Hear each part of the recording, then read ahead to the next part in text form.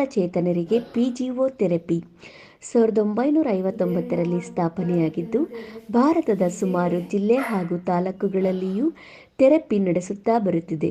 ಹಾಗೆ ಯಾದಗಿರಿ ಜಿಲ್ಲೆ ಶಹಾಪುರ ತಾಲೂಕಿನ ಗೋಗಿ ಗ್ರಾಮದಲ್ಲಿ ಪ್ರತಿ ಮಂಗಳವಾರ ಸರ್ಕಾರಿ ಆಸ್ಪತ್ರೆಯಲ್ಲಿ ವಿಕಲಾಂಗ ಮಕ್ಕಳಿಗೆ ಪಿಸಿಒ ಥೆರಪಿ, ಬಾಡಿ ಮಸಾಜ್ ನೀಡಲಾಗುತ್ತಿದೆ.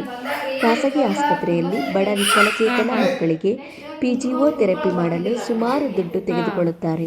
ಆದರೆ ಎಪಿಡಿ ಸಂಸ್ಥೆಯು ಬಡ ಮಕ್ಕಳಿಗೆಂದೇ ಉಚಿತ ಪಿಸಿಒ ಥೆರಪಿ ಮಾಡಲಾಗುತ್ತಿದೆ.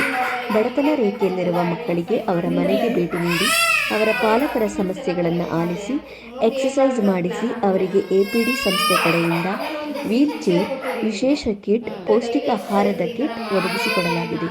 ಪ್ರತಿ ಮಂಗಳವಾರ ಡಾಕ್ಟರ್ ರಾಜೇಶ್ವರಿ ಮೇಡಮ್ ಅವರು ಸುತ್ತಮುತ್ತಲ ಊರಿನ ವಿಕಲಚೇತನ ಮಕ್ಕಳಿಗೆ ಸುಮಾರು 8 ತಿಂಗಳಿಂದ ಮಸಾಜ್ ನೀಡುತ್ತಾ ಬಂದಿದ್ದಾರೆ.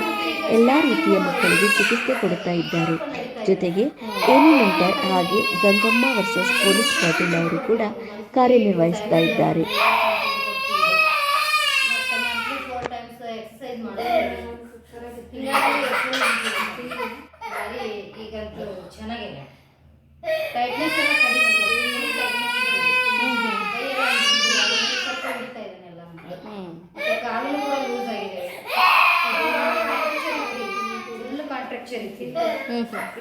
ಇಲ್ಲಿ ಸ್ವಲ್ಪ ಕಾಂಟ್ರಾಕ್ಚರ್ ಇರೋದ್ರಿಂದ ನಾವು ಈ ಥರ ಎಕ್ಸರ್ಸೈಸ್ ಮಾಡ್ತಿದ್ದೀವಿ.